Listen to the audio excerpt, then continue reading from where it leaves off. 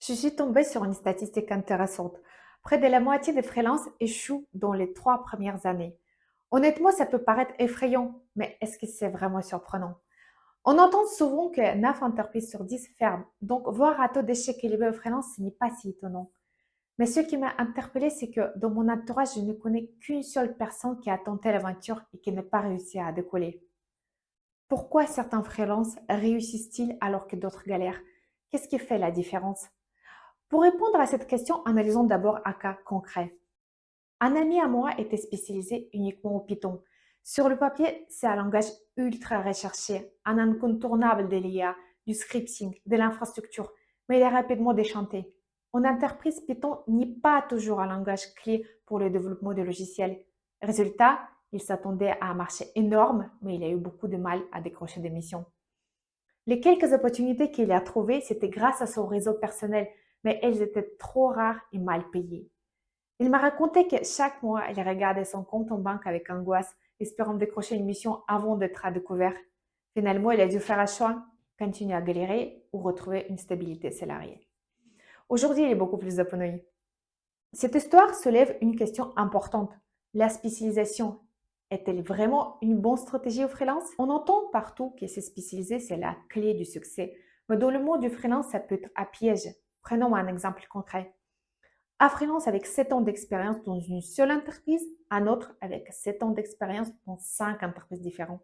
D'après vous, qui a le plus de chances d'être retenu en mission? Celui qui a travaillé dans plusieurs entreprises. Pourquoi? Parce qu'un client ne cherche pas juste un expert ultra pointu. Il veut quelqu'un qui sait s'adapter rapidement. En ayant travaillé dans 5 entreprises différentes, il est exposé à différentes manières de travailler, différents outils, différentes cultures d'entreprise, ce qui le rendra naturellement plus adaptable et plus efficace lorsqu'il devra s'intégrer à une nouvelle mission. N'y restez pas trop longtemps dans la même entreprise. Si vous êtes salarié et que vous envisagez de passer au freelance, évitez de stagner 5 ans au même endroit. Variez vos expériences. Changez régulièrement de mission, idéalement entre 1 ou 2 ans max pour gagner en adaptabilité et être plus attractif aux yeux des clients. Un autre argument qu'on attend souvent, c'est que l'isolement pousse certains freelances à abandonner. Honnêtement, je n'y crois pas trop. Certes, certains métiers sont plus solitaires, graphiste, copyright, web designer, mais aujourd'hui, il existe plein de solutions pour éviter ça. Les espaces de coworking pour travailler entouré d'autres freelances, les meetups et événements pour élargir son réseau, les communautés en ligne, Slack, Discord, LinkedIn pour échanger avec d'autres pros. Les éléments peuvent être un frein, mais il est rarement les véritables raisons d'un échec au freelance. Alors, qu'est-ce qui fait vraiment échouer les freelances? Les vraies raisons d'échec au freelance, si je devais résumer, il y a 2 causes principales. Difficulté à trouver des clients, mauvais positionnement, mauvaise prospection, ultra spécialisation trop niche. Un freelance qui ne sait pas se vendre et trouver des clients va forcément galérer. Quelle est la solution? Apprendre à prospecter activement et élargir son champ de compétences. Deuxième raison, mauvaise gestion financière. Revenus irréguliers, pas de matelas financier, mauvais choix de statut juridique. Beaucoup de freelances sous-estiment l'importance de la gestion financière.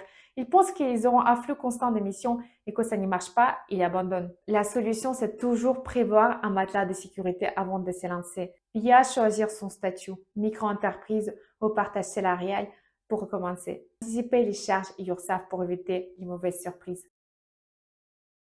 Comment éviter l'échec? Si vous voulez réussir au freelance, voici les 4 clés essentielles. Soyez adaptable plutôt que ultra spécialisé. Multipliez vos expériences pour gagner en attractivité. Apprenez à prospecter efficacement. Les réseaux est votre meilleur allié. Gérez bien vos finances et préparez un matelas de sécurité. Se lancer au freelance, c'est prendre un risque, mais un risque maîtrisable si on applique ces principes. Ce n'est pas une question de chance, mais de stratégie.